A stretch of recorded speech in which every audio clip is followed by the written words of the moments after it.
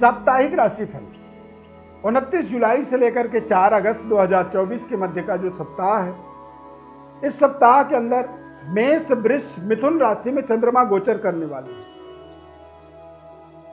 गुरु मंगल की युति वृषभ राशि में रहने वाला है। सूर्य, शुक्र ये दोनों ग्रह कर्क राशि में गोचर करेंगे। बुध सिंह राशि में, केतु कन्या राशि में, शनिदेव कुंभ राशि में गोचर करेंगे और राहु ग्रह मीन राशि में गोचर करेंगे। गोचर ग्रह स्थिति के अनुसार 29 जुलाई से 4 अगस्त के मध्य का जो सप्ताह है, इस सप्ताह में आपकी आर्थिक स्थिति, पारिवारिक, व्यापारिक, लव लाइफ किस तरह से रहेगा, क्या क्या आपको अच्छे जीवन के अपने निर्णय करने चाहिए। भगवान भोलेनाथ की विशेष इस समय में आपको उपासना करनी चाहिए। श्रावण मास होने के नाते ऐसे समय में आप अपने जीवन के सभी प्रकार के अरिष्ट कष्ट दोषों के निवारण के लिए भगवान भोलेनाथ की उपासना जरूर करें। मैं ईश्वरविंद व्रत ज्ञान चैनल में आपका बहुत बहुत हार्दिक स्वागत करता हूँ। नमस्कार, जय माता दी, जय श्री राम। इस सप्ताह के अंदर यानी कि 29 जुलाई से 4 अगस्त के अंदर चंद्रमा मेष, वृष, मिथुन राशि में गोचर करेगा। तो सभी 12 राशियों का विश्लेषण को समझेंगे। सबसे पहले बात करेंगे मेष राशि। मेष राशि वाले जातकों के लिए ये सप्ताह बेहद शानदार रहेगा।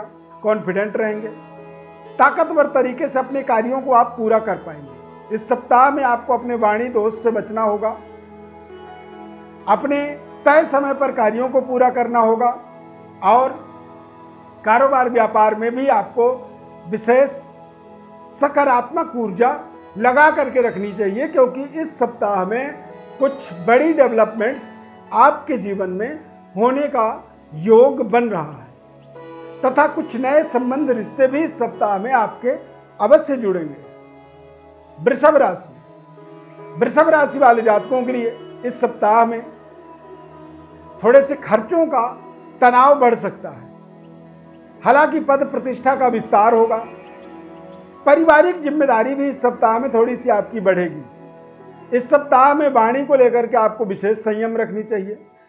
धन के अभाव का, धन का जो कमी होता है कई बार, तो उसके लिए यदि आप कमी महसूस करें तो भी धैर्य रखें। इस सप्ताह में चंद्रमा का गोचर आपको थोड़ी सी मानसिक अशांति से जोड़ सकता है, इसीलिए लगातार अपनी हार्ड वर्क मेहनत करते रहें, जिससे परिवार, व्यापार और आर्थिक स्थिति तीनों का संतुलन बना रहे। मिथुन राशि, मिथुन राशि वाले जातकों के लिए इस सप्ताह में आमदनी के मार्ग की प्राप्ति हो सकती है। पुराना धन का रिटर्न आ जाना भी एक आपके लिए थोड़ी सी हेल्प का यहाँ पर योग बनेगा। कुछ नए तरीके की जिम्मेदारी मिल सकती है। पारिवारिक तथा व्यापारिक व्यवस्था बेहद सुदृढ़ होने वाला है। इस सप्ताह में पद प्रतिष्ठा का विस्तार इस सप्ताह में होने का योग बन रहा है। इस सप्ताह में किसी भी तरह की इन्वेस्टमेंट का कोई भी निर्णय करने से आपको बचना चाहिए। कर्क राशि, कर्क राशि वाले जातकों के लिए चंद्रमा का गोचर बेहद शानदार रहेगा। इस सप्ताह में कारोबार, व्यापार, कैरियर, कार्यक्षेत्र में भारी भरकम डेवलपमेंट्स होने के योग बन रहे हैं। धन की प्राप्ति भी होगी। पर्याप्त रूप से आपको जितनी चाहिए उससे ज्यादा धन की प्राप्ति हो जाएगी। सुख सुविधाओं का विस्तार होगा, जिससे पारिवारिक जीवन आपकी बेहतर होगी। आप अपने रिलेशनशिप के अंदर भी महत्वपूर्ण सुखद अनुभूति करेंगे। नए संबंध, रिश्ते भी इस सप्ताह में जुड़ सकते हैं। संतान और संतान की प्राप्ति जैसी महत्वपूर्ण उपलब्धि, संतान की डेवलपमेंट से संबंधित कामयाबी भी आपको विशेष रूप से आत्मबली बनाएगा इस समय अवधि के अंदर। सिंह राशि, सिंह राशि वाले जातकों के लिए भी बेहद शानदार समय रहेगा। इस सप्ताह में कारोबार, व्यापार की पर्याप्त डेवलपमेंट होंगी। आर्थिक डेवलपमेंट्स भी आपके मजबूत तरीके से होने वाले हैं। आमदनी का इस सप्ताह में कोई नया मार्ग आपको प्राप्त हो सकता है। बस आपको अपने इष्ट कार्यों की पूर्णता के लिए प्रयत्न करना होगा, प्रयास करना होगा। पूजा पाठ, अध्यात्म के तरफ आपकी रुझान बनी रहनी चाहिए, जिससे आपको मानसिक शांति की प्राप्ति होगी। पारिवारिक, व्यापारिक, कैरियर वाइज बेहद शानदार समय रहने वाला है ये पूरी सप्ताह 29 जुलाई से 4 अगस्त के मध्य। कन्या राशि, कन्या राशि वाले जातकों के लिए चंद्रमा का गोचर 8वें, 9वें और 10वें घर में। तो 8वां, 9वां चंद्रमा इस सप्ताह में आपको बहुत सावधानी पूर्वक समय को व्यतीत करनी चाहिए। यात्रा से कष्ट की प्राप्ति हो सकती है, भाग्य का अभाव होगा, भाग्य की ताकत जो आपको चाहिए उसमें आपको कमी महसूस होगी और आप लगातार अपने कार्यों के अंदर हार्ड वर्क, मेहनत के माध्यम से ही सफलता अर्जित कर पाएंगे। पारिवारिक जीवन भी थोड़ी सी असंतुलित रह सकता है, तो इसीलिए इस सप्ताह में आप बिल्कुल धैर्यतापूर्वक, सावधानीपूर्वक अपने समय को व्यतीत करें। सप्ताह के अंत में आपको अपने कार्य क्षेत्र में कुछ बड़ी डेवलपमेंट्स के अवसर इस सप्ताह के अंत में जरूर मिलेंगे। तुला राशि, तुला राशि वाले जातकों के लिए चंद्रमा का गोचर 7वें, 8वें, 9वें घर में। इस सप्ताह में यात्रा आपके लिए कष्टकारक हो सकता है। व्यापारिक डेवलपमेंट्स के अवसर तो आपको मिलेंगे, लेकिन इस सप्ताह में किसी भी बड़ी डील, एग्रीमेंट को साइन नहीं करनी चाहिए। ऐसे समय में कोई भी बड़े जजमेंट, डिसीजन हमारे लिए हानिकारक हो जाते हैं। पारिवारिक तथा व्यापारिक डेवलपमेंट्स जो एक तरीके से चल रहा है उसको चलने दिया जाए और नए चीज़ों के लिए कोई ज़्यादा अप्रोच, ज़्यादा ताकत आपको नहीं लगानी चाहिए।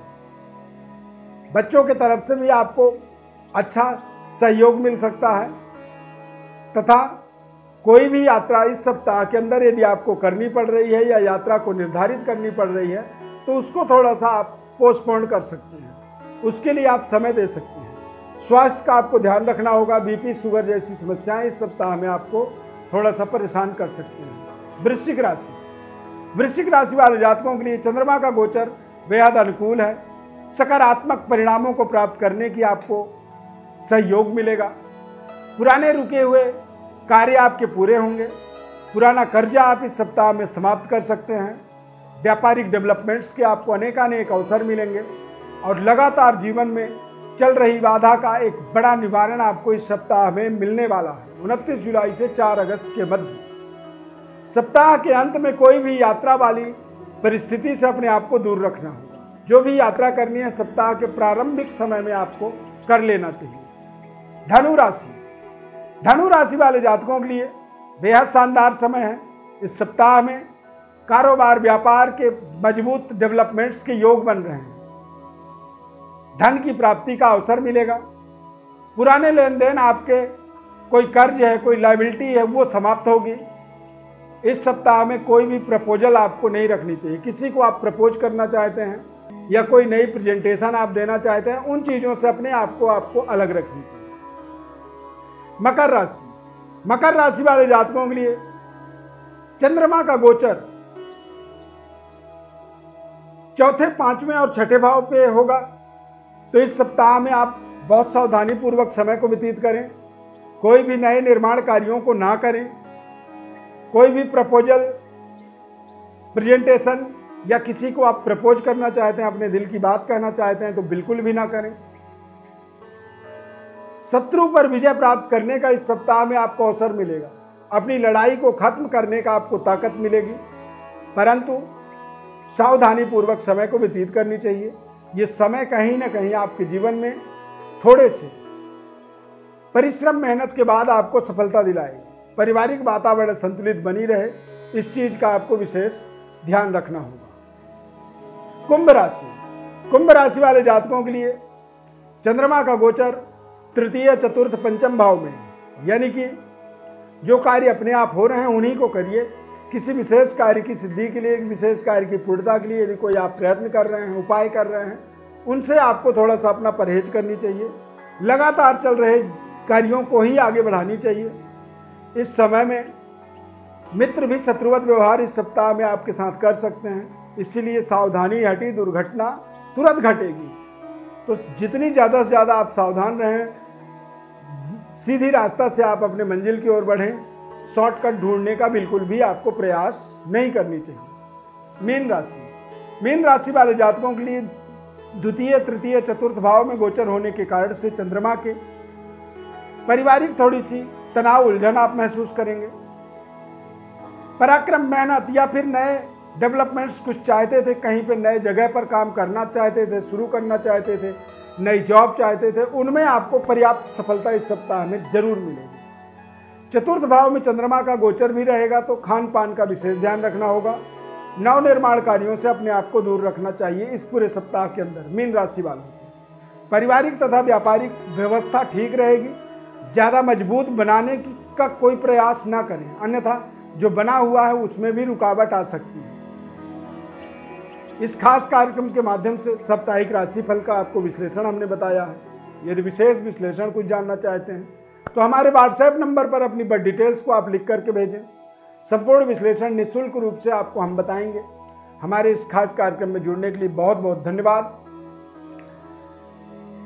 लाइक जरूर कर दीजिए इस कार्यक्रम को, चैनल को सब्सक्राइब जरूर कर लीजिएगा हमारे साथ जुड़े रहने के लिए। प्रभु श्री राम की कृपा सदैव आपके ऊपर बनी रहे। जय जय श्री राम।